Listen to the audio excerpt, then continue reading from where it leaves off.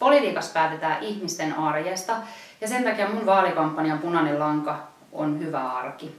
Mistä se hyvä arki sitten syntyy, niin ensimmäinen asia on työ ja yrittäminen.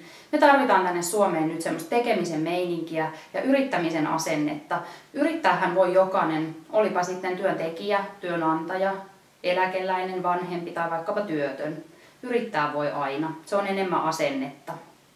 Toinen asia on terve talous, ja se terve talous syntyy siitä, että menot ja tulot on tasapainossa. Nyt meidän menot on tuloja suuremmat ja vaihtoehtona ei ole kasvattaa tulopuolta veroja kiristämällä tai velkaa ottamalla.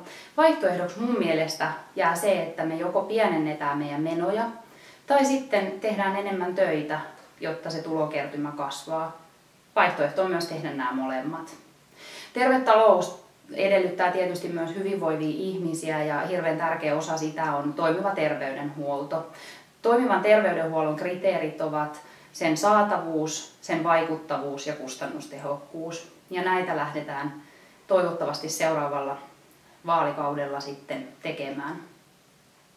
Jotta Suomi sitten pärjää tulevaisuudessakin, niin täytyy olla se terve talous ja työtä ja yrittämistä, mutta tarvitaan myös osaamista. Ja se oikea osaaminen syntyy tietysti koulutuspanostuksista, mutta sen lisäksi tarvitaan työkokemusta, elämänkokemusta ja jälleen sitä oikeaa asennetta, jotta se sitten muuttuu osaamiseksi.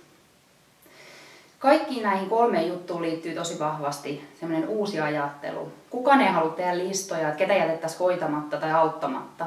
Eli me tehdään samoja asioita, mutta niitä pitää tehdä uudella tavalla. Ja se uudella tavalla tekeminen edellyttää ensin sitä, että me ajatellaan ne asiat vähän uusin tavoin. Eli näillä 4 asialla mun mielestä syntyy ihmisille ja yrityksille hyvä arki. Mun nimi on Sanna Vauranoja ja mä oon 37-vuotias tuotantotalouden diplomi-insinööri Kaarinasta. Mun perheeseen kuuluu 2 lasta ja aviomies ja tällä hetkellä työskentelen yrittäjänä omassa liikuntateknologiaa hyödyntävässä yrityksessä. Aikaisemmin olen työskennellyt Wärtsilässä ja muun muassa Lindorfilla, eli olen yrityselämän kasvatti ja vahva talousosaaja.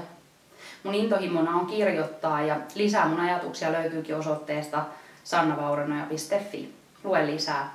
Kiitos.